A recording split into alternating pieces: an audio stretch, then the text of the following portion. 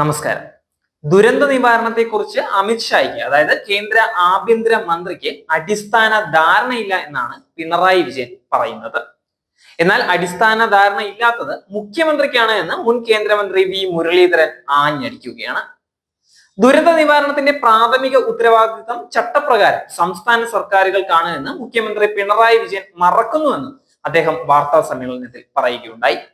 ഹൈക്കോടതി ഉന്നയിച്ച ചോദ്യങ്ങൾക്ക് മുഖ്യമന്ത്രിക്ക് മറുപടിയില്ല. ഹൈക്കോടതിയിൽ നിന്നേറ്റ അടിയുടെ ജാള്യത മറയ്ക്കാൻ അസത്യങ്ങൾ എഴുതി വായിക്കുകയാണ് മുഖ്യമന്ത്രി ചെയ്തത്.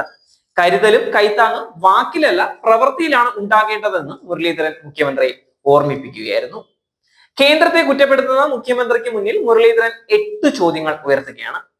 ആദ്യത്തെ ചോദ്യം, സംസ്ഥാനത്ത് പോയ വർഷങ്ങളിൽ ആകെയുണ്ടായ ചെറുതും വലുതുമായ പ്രകൃതി ദുരന്തങ്ങൾ എത്രയാണ്? ഇതിൽ ദുരന്ത നിവാരണ ഫണ്ടിൽ നിന്ന് എവിടെയെല്ലാം ഇനി പണം ചിലവിടാനുണ്ട്? രണ്ടാമത്തേത്, മുണ്ടക്കൈ ചൂരൽമല ദുരന്തത്തിന് സംസ്ഥാന ദുരന്ത നിവാരണ ഫണ്ടിൽ നിന്ന് എത്ര തുക ചെലവഴിച്ചു?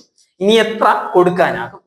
മൂന്നാമത്തേത്, മുഖ്യമന്ത്രിയുടെ ദുരിതാശ്വാസ നിധിയിലേക്ക് മുണ്ടക്കൈ ചൂരൽമല ദുരന്ത പശ്ചാത്തലത്തിൽ BJP ഭരിക്കുന്ന സംസ്ഥാനങ്ങൾ നൽകിയ 70 കോടി അടക്കം, അതായത് ആകെ 650 കോടിയാണ്. ഇതിൽ ദുരന്ത ബാധിതർക്ക് വിതരണം ചെയ്യാൻ എന്താണ് തടസ്സം?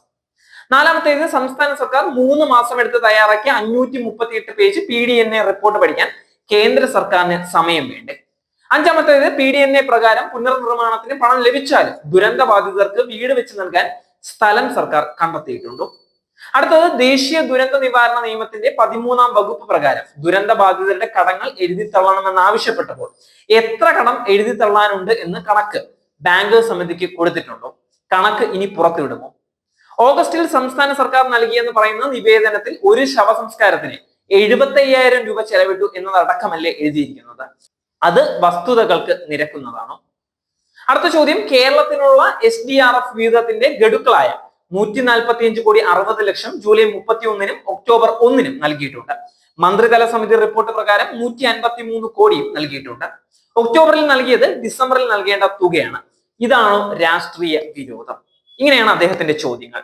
അതേസമയം വയനാട് ദുരിതാശ്വാസവുമായി ബന്ധപ്പെട്ട് മുഖ്യമന്ത്രി പിണറായി വിജയന് കത്തയച്ചിരിക്കുകയാണ് കർണാടക മുഖ്യമന്ത്രി സിദ്ധരാമയ്യ.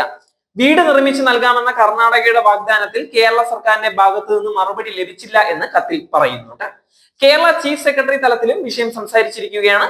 വീട് നിർമ്മിച്ചു നൽകാമെന്ന വാഗ്ദാനം നടപ്പാക്കാൻ കർണാടക ഇപ്പോഴും തയ്യാറാണ് എന്ന് കത്തിൽ വ്യക്തമായി പറയുന്നുണ്ട്.